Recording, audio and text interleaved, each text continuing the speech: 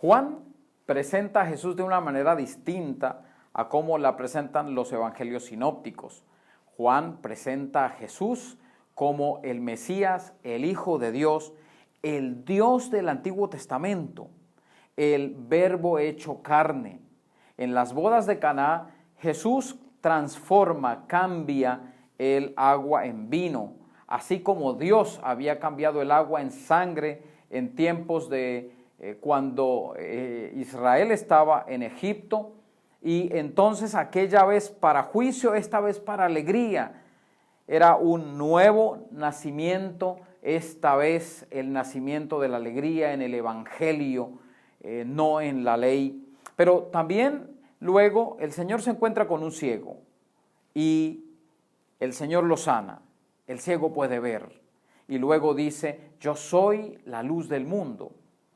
Luego levanta de entre los muertos a Lázaro, pero no solamente levanta de entre los muertos a Lázaro, sino que dice: yo soy la resurrección y la vida. Pero antes, en el capítulo 6, se ha mostrado al Jesús que no solo alimenta al pueblo en el desierto, como Moisés, sino que dice: yo soy el pan de vida.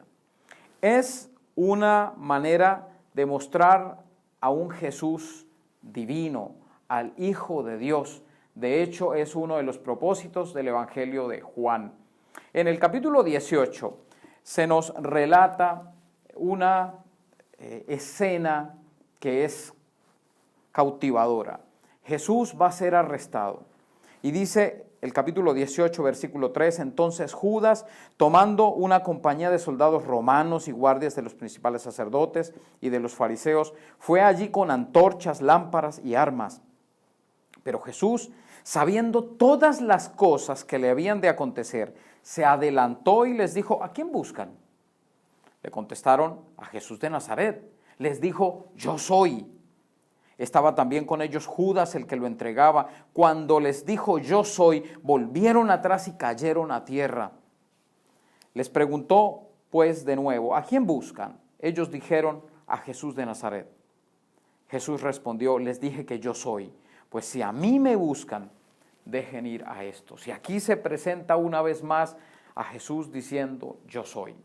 ¿Y cómo relata Juan en el capítulo 18 a Jesús? Lo muestra poderoso, pero un poder extraño. Él es poderoso porque está mostrando que conoce lo que va a suceder. Él sabía que esa compañía de soldados gentiles, porque eran romanos, pero también judíos, porque eran la guardia de los fariseos y los sacerdotes, venían a capturarlo, a apresarlo, y el Señor, conociendo que era lo que iba a pasar, se les adelanta. Es decir, Juan está mostrando que al Señor Jesús esta situación no lo tomó por sorpresa. Él estaba preparado, de hecho los estaba esperando. De hecho, Él se adelanta a ellos y les dice: ¿a quién buscan? Él no está escondido, Él no está asustado, Él sabe lo que va a suceder. A esto los soldados y la gente, el grupo que viene para llevárselo, le dice: a Jesús de Nazaret, y Jesús responde: yo soy. Yo les tengo que admitir que yo siempre que leo este pasaje, yo me imagino a este grupo de personas retrocediendo y cayendo al suelo por el poder de la palabra del que dice: yo soy. Como diciendo: yo soy el Dios del Antiguo Testamento. El yo soy del Antiguo Testamento está aquí frente a ustedes, y es a Él a quien piensan llevar. Es el poder mostrado en la debilidad. Él tiene el poder para destruirlos a todos. Él quiere que lo destruyan. Él no solamente conoce lo que va a suceder, sino que con su palabra manifiesta su identidad. ¿Quién es Él? Algunos teólogos afirman que no, que el grupo no se cayó, que los israelitas, cada vez que escuchaban el yo soy del Antiguo Testamento, ellos se hincaban y adoraban. Pero esto también es una nota de crítica, ¿no?, contra ellos, porque Él está diciendo: yo soy. El Yahvé, el Jehová del Antiguo Testamento, el Yah, el Yahweh, como quieran llamarle, del Antiguo Testamento, aquí está presente y va a ser entregado. Ese es el poder del yo soy, es el poder del Jesús a quien van a capturar. Pero también a continuación comienza algo, una nota crítica bastante pesimista, por decirlo así. Están sus discípulos rodeándolo y todos pensarían que lo van a defender, que lo van a rodear y no lo van a dejar capturar. Alguno de entre ellos había dicho ya antes: Señor, primero muerto a que te toquen. Yo estoy dispuesto a dar mi vida por ti. Y ese que había escuchado también el no odien, sino que amen a sus enemigos, ahora saca su espada y le corta la oreja a un hombre llamado Malco. Qué tristeza cuando el yo soy ve en sus discípulos, a quienes les ha dedicado tanto tiempo, lo contrario a lo que él enseñaba. Y más adelante, el apóstol Pedro, que le sigue a él, en la casa de Anás, donde estaban buscando a Jesús, donde lo estaban asediando, dice el versículo 17, entonces la criada portera dijo a Pedro: ¿tú no serás también de los discípulos de este hombre? Y él dijo: no lo soy. Qué duro este contraste. El yo soy, rodeado de sus discípulos, que lo abandonan, y el único que lo sigue, dicen los evangelios, de lejos, ahora dice: no soy. El yo soy contrastado con el no soy de quienes le siguen. Más adelante, versículo 25, estaba pues Pedro de pie, calentándose, y le dijeron: ¿tú no serás también de sus discípulos? Él negó y dijo: no lo soy. Y más adelante, cuando alguien le dice: no te vi yo en el huerto con él, y Pedro negó otra vez, y enseguida el gallo cantó. Ahí está la imagen de quien le ha dicho al Señor: Señor, yo te amo, yo te sigo, yo estoy dispuesto a dar mi vida por ti. Pero frente a una situación difícil, niega: yo no soy. Ese no soy que sigue retumbando en las casas de muchos cristianos, que dicen que han hecho votos de fidelidad al Señor, pero en cuyas casas no se manifiesta el Dios que habita en ellos, sino que tal vez los que los rodean dicen: parece que no es cristiano. El no soy que sigue dando ecos en las iglesias, cuando se alaba con ojos cerrados y manos levantadas, pero frente a una tentación caen. El no soy se sigue escuchando. Cada vez que alguien que dice ser cristiano comienza a chatear o a hacer videollamadas con la persona incorrecta, y el no soy se sigue escuchando. Y el no soy también se sigue escuchando cuando la mujer flirtea con alguien que no es su esposo.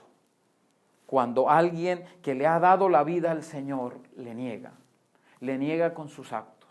Ese Pedro que dijo: no soy, escuchó el gallo que cantó. Y él se derrumba y llora. ¿Cuántos de nosotros hemos hecho lo mismo? ¿Cuántos de nosotros hemos visto al yo soy? Hemos creído en el yo soy, en el Dios que ha transformado el mundo. ¿Cuántos de nosotros hemos prometido fidelidad a Él, pero nuestros actos manifiestan que no soy, aunque digamos yo soy? Pero aunque parezca una historia triste, y triste porque el Señor Jesús, cuando habla con Pilato, el Señor le dice: mira, mi reino no es de este mundo, porque si mi reino fuera de este mundo, mis servidores pelearían para que yo no fuera entregado a los judíos. Pero mi reino no es de aquí. Y Jesús tuvo que decir estas palabras tristes: si mi reino fuera de aquí, mis servidores estarían aquí conmigo defendiéndome, mostrando que sí son, pero no son. Más adelante, en el capítulo 21, Pedro está triste, está humillado, y el Señor se manifiesta a través de lo que podríamos decir un déjà vu, porque ustedes pueden comparar a Lucas capítulo 5 con Juan capítulo 21, y la misma escena, y Juan le dice a Pedro, Pedro es el Señor, ¿no te das cuenta, no te acuerdas? Después de ese déjà vu, el Señor entonces llama aparte a Pedro y le dice, Pedro, ¿me amas? Y aquí yo me hago una pregunta, ¿por qué Pedro? ¿Por qué Pedro que lo negó 3 veces? ¿Por qué el Señor busca a Pedro cuando le ha dicho, no soy? Cuando ha negado una y otra vez. ¿Por qué Pedro? Porque es gracia. Es la gracia del Señor manifestada a la vida de Pedro y a la vida de todos aquellos Pedro que muchas veces hemos negado y hemos dicho no soy cuando realmente somos. Es el Pedro que ahora reconoce 3 veces, Señor te amo, y el Señor dice, pues entonces tú serás pastor de la iglesia, serás pastor de los discípulos, serás pastor de los apóstoles, serás predicador de la iglesia primitiva, un pilar, la gracia del Señor. Pero quiero también mencionar lo que dice Hechos, el capítulo 4. Pedro está ante el concilio y entonces dice que viendo, versículo 13, y viendo la valentía de Pedro y de Juan, y teniendo en cuenta que eran hombres sin letras e indoctos, se asombraban y reconocían que habían estado con Jesús. Y es aquí, hay algo que cambia, es el Espíritu Santo que llena el corazón y la vida de Pedro y de Juan. Y ahora Pedro puede demostrar que después de conocer a Jesús, después de haberlo visto muerto y después de haberlo encontrado resucitado y después de haber sido restaurado, él puede hablar con convicción, puede hablar con valentía y todos los que están alrededor reconocen que ha estado con Jesús. Ahora todos pueden decir, Él es.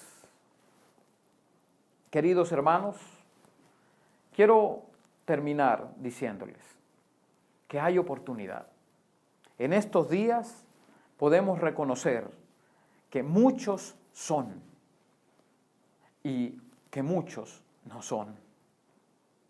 Pero siempre el yo soy está presente, levantándonos, dándonos la mano, llamándonos como a Pedro y diciéndonos, levántate, de verdad me amas. Todo aquel que cree en Jesús ha sido transformado por el Espíritu Santo. Y todo aquel que ha sido transformado por el Espíritu Santo puede hablar. Y no solamente puede decir yo soy, sino puede demostrar con su vida que es. Y qué bueno que durante este tiempo de cuarentena y durante este tiempo de Semana Santa podamos recordar lo que significa ser cristiano. Que cada uno de ustedes y yo podamos decir con convicción y con fe, yo soy Señor Jesús. Padre eterno, te doy gracias por tu preciosa palabra. Gracias porque cuántas veces he sido yo como Pedro, que después de prometer fidelidad te he negado.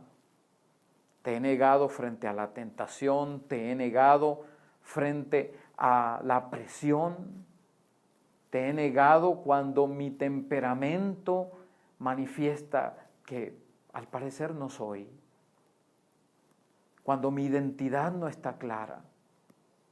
Pero gracias porque tú eres un Dios que restaura, tú eres un Dios que levanta, tú eres un Dios de segundas y terceras oportunidades. Gracias, Señor, por Pedro y gracias por tu fidelidad. Gracias, Señor, porque ahí estoy yo, siendo levantado cada vez que tú me llamas. Y gracias, Señor, porque el arrepentimiento no depende de mí, sino de ti. Te lo pido en Jesucristo, nuestro Señor y Salvador. Amén.